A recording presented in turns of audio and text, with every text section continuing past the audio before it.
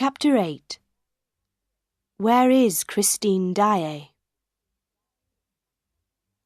On Saturday morning, Comte Philippe looked across the breakfast table at his brother.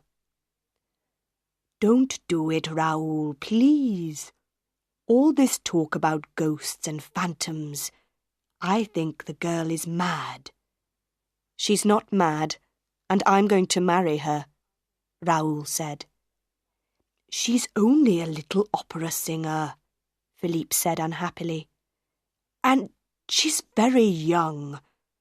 Are you still going to love her in 10 or 20 years' time?" Raoul drank his coffee and did not answer. There were 2 more unhappy faces in the opera house, too. The directors now understood about O.G. They didn't want any more accidents. "Box 5 is free tonight for O.G. Daae is singing Margarita, and here is 20,000 francs. Madame Giry can leave the money in box 5 for him. Is that everything?" Monsieur Armand asked Monsieur Firmin. "It's a lot of money," Monsieur Firmin said unhappily. He thought for a minute. "What about some flowers in box 5? Madame Giry says that O.G. likes flowers." "O.G. can bring his own flowers," shouted Monsieur Armand. The evening began well. The chandelier was now back in place with new ropes. All Paris was in the opera house.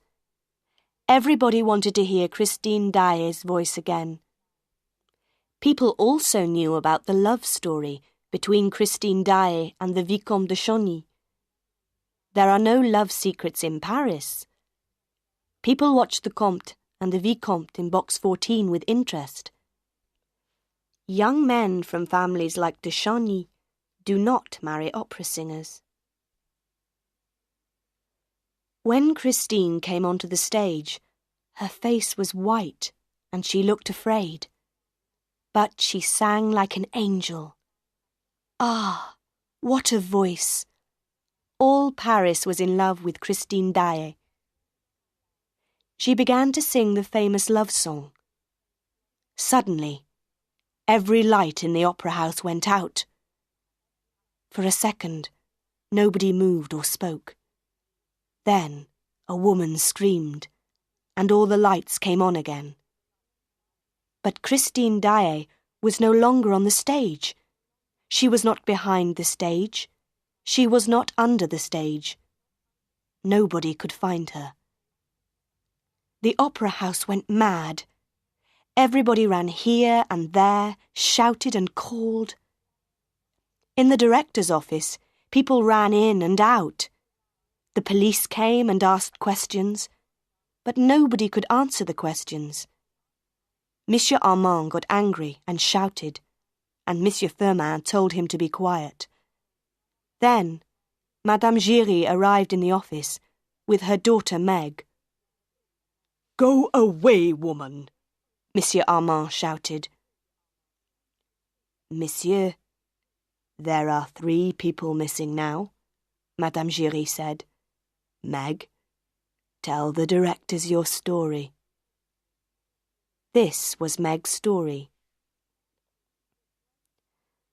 "When the lights went out, we were just behind the stage. We heard a scream. I think it was Christine Daae's voice. Then the lights came back on, but Christine wasn't there. We were very afraid, and we began to run back to our dressing room. There were people running everywhere. Then we saw the Vicomte de Chagny. His face was red and he was very angry. 'Where's Christine? Where's Christine?' he shouted. Suddenly, the Persian came up behind him and took his arm. He said something to the Vicomte, and they went into Christine Daae's dressing room." "Yes, and then?" Monsieur Firmin said quickly. "What happened next?" Nobody knows. Meg's face was white. We looked into Christine Daae's dressing room, but there was nobody there.